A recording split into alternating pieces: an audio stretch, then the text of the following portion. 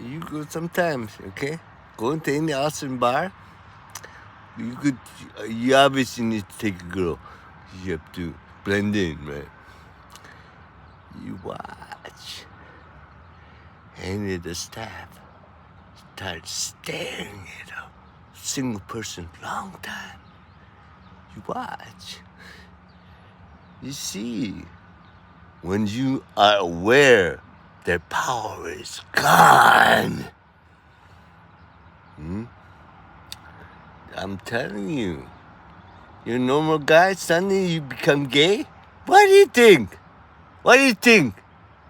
That is against all human nature to become gay.